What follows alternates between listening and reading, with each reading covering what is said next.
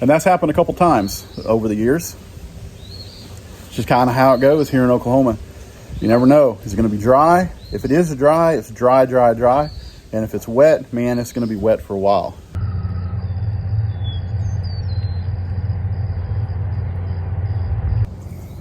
Hey, what's up, everybody? John here, Delighted Acres Farm, and came out to check on the chickens this morning, just to make sure they're all good. I think they're all good. I just gave them some treats, some scratch and some boon worms, and they have pretty much eaten all the boon worms, but they got their scratch left, so they'll pick through that throughout the day. There's still some boon worms in there. Maybe I gave them too many. I don't know, but that's all right if I did. They'll eat them throughout the day. So I've shown you guys a couple times that they planted their own pumpkin. So the pumpkins are right here, and we had a storm come through this morning early. We got 3 plants, and it looks like they got kind of blown around in the wind. One of them looks like it might have broke, but we're not relying on these for anything, so we just wanted to see what they did.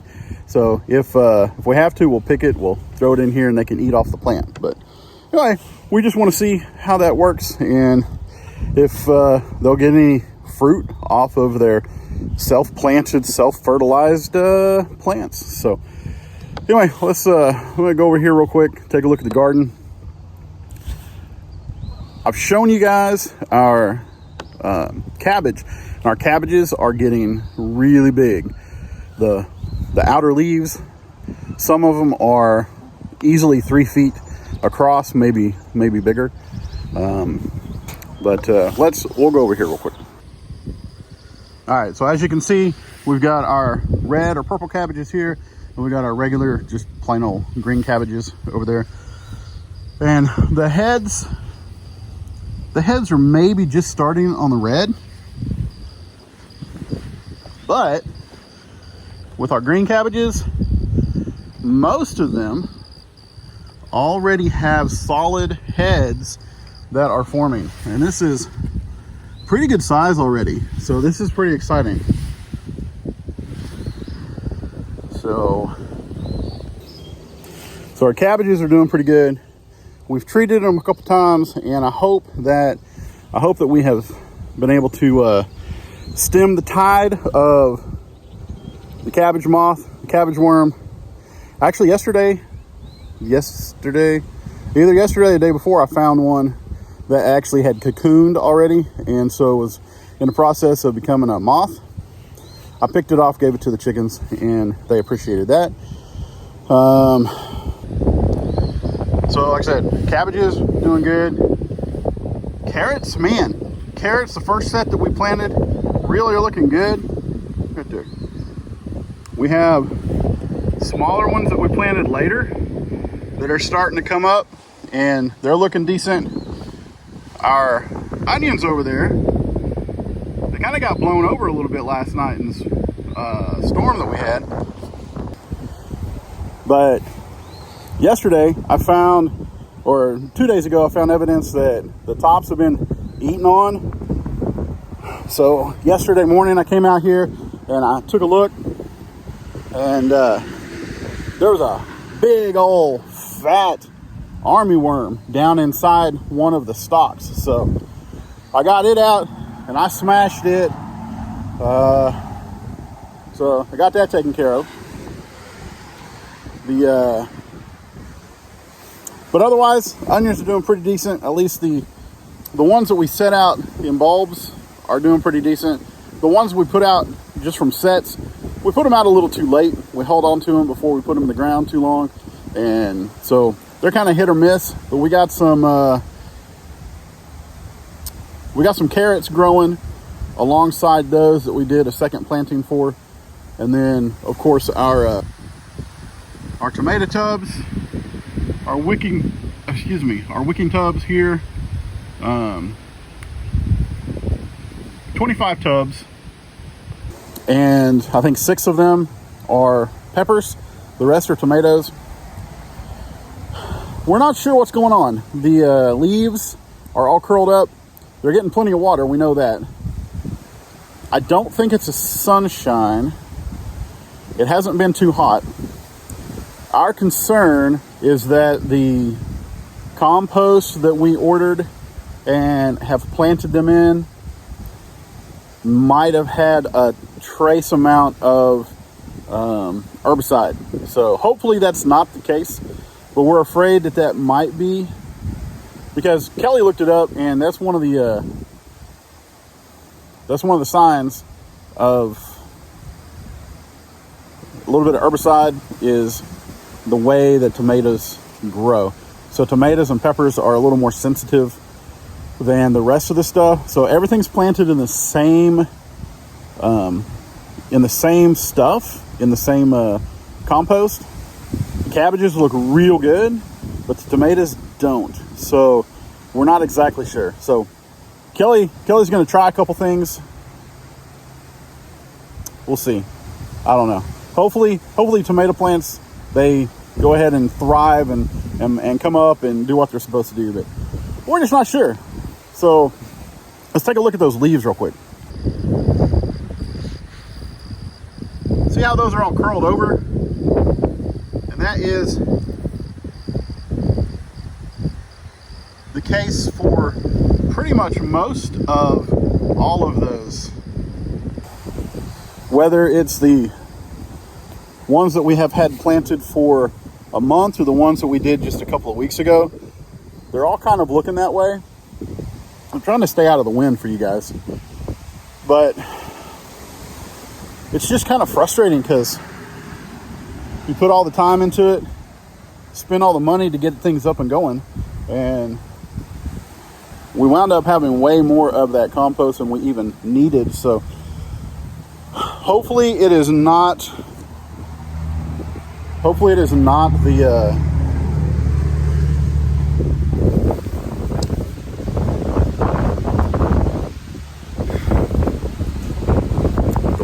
pesticide. Hopefully it's not pesticide, but if it is, we'll do what we need to do to amend it.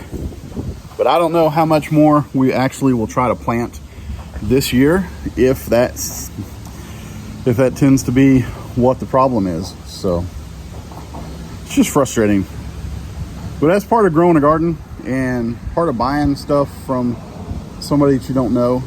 Maybe they don't even know where the yard waste and stuff came from that they made into compost. But you guys, if you ever dealt with composted yard waste or with soil that had just a trace of pesticide or a herbicide in it, how did you make it healthy? What did you do other than just completely replacing it with something that you know is good? We'll figure it out. But give us some tips. What are some things that you have done to make that issue better? So anyway, so here's a look. So like I said, we got a storm early this morning, and we got a lot of rain. I don't know how much, but it's enough, because it's what happens is it rains and it comes off the house, and then everything runs down this way.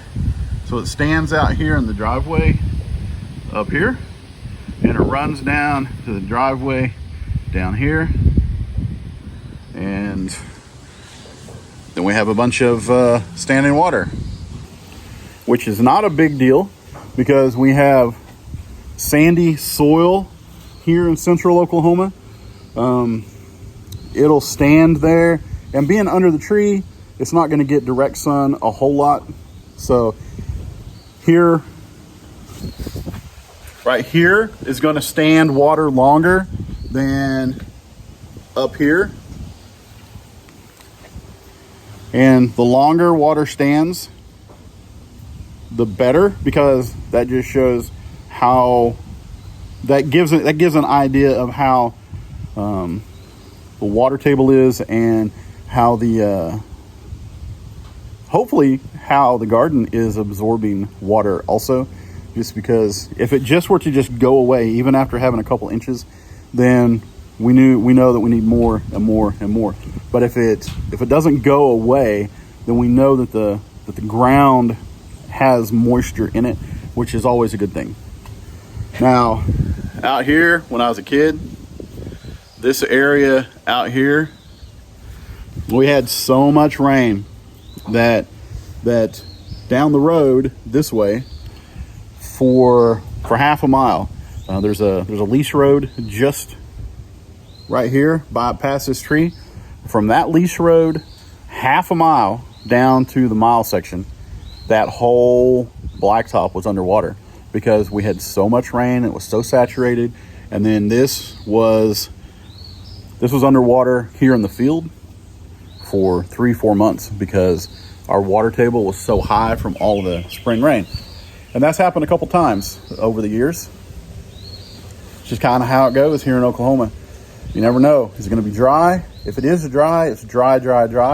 And if it's wet, man, it's going to be wet for a while. So, anyway, this is just kind of a random Saturday video.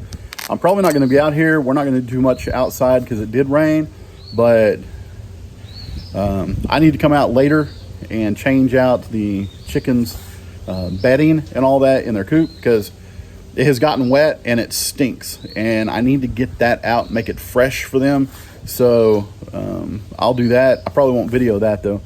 I just want to get that done. I got stuff I got to do today. Tomorrow's Sunday, and Pastor has asked me if I'd preach tomorrow. So I'm currently working on my sermon. So most of today is going to be filled with getting a sermon prepared, and then like I said, I will get out here at some point and change out the chickens' bedding. We won't be out in the garden. Well, I won't. I don't know if Kelly will. Kelly probably do some stuff in the house, but we kind of have a mess in the house right now because here, a little more than a year ago, close to a year and a half, we started hearing just the faintest hint of running water. And then we figured out that it was a leak in the hot water pipe that was going to one of the bathrooms. And plumber came out. They took a look at things, and they found where it was actually leaking, and they soldered that. It went away. About a week and a half, 2 weeks later, we heard it again in the same bathroom. And so it was another place in the pipe. Well, we just turned the water off to that bathroom and started using the other one. And then a couple months after that, we started hearing it in the other part of the house, closer to the other bathroom, close to the washer and dryer and utility sink out in the utility room. And so we started turning the hot water off just turning the water off to the hot water heater, and only turning on the hot water whenever we needed to wash dishes or take a shower.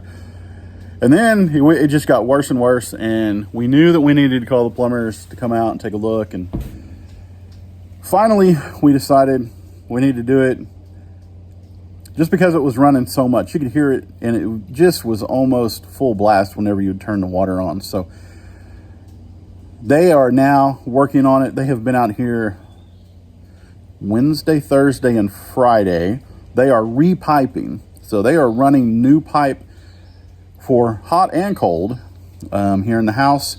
And so the problem is we live on a slab, so they have to get into the walls where the old pipe is, because at least I don't have to tear up the slab. They can get into the wall. They're completely bypassing all of the copper, and they're putting in PEX so that it's all completely new. They're doing a good job. It's just time consuming. So probably another couple days that they will be out here Monday, Tuesday, and hopefully be all done. So they're making good progress. And so we're just ready to go, be able to turn on the hot water and leave it on and not have to worry about there being leaks and water coming into the foundation and all the stuff, y'all. So yeah, joys of home ownership. So anyway, what else? Any more updates, y'all? It's been a week, almost a week. We've been home from the expo, the Okie Homesteading Expo, and we really, like I said, we really had a good time last week. We met some new people. We were able to have conversation with folks that we had already met or that I had met previously. Some that I met at the Creators Conference last fall. So it was good to see people again, and it was good to see people for the first time. We had a good time. We spent 3 hours at the front gate, and we got to talk to people coming in and out, or at least coming in. And so next year we're looking forward to, and I think next year we are going to possibly just see if we can just volunteer for more of it than just the 3 hours. So we really appreciate the time and the effort that everybody puts into putting on that expo. This was the second one, and next year I just imagine it'll even be better. So we'll see whenever we know when the expo is going to be, we'll let you guys know so that y'all can make plans ahead of time, and maybe y'all can go. So yeah, I guess that's going to be it, y'all. I'm going to call it good for today. I got to get inside and do some stuff, have another cup of coffee, and then get busy finishing on my sermon for tomorrow. Yeah, so you guys, thanks for watching. I really appreciate it.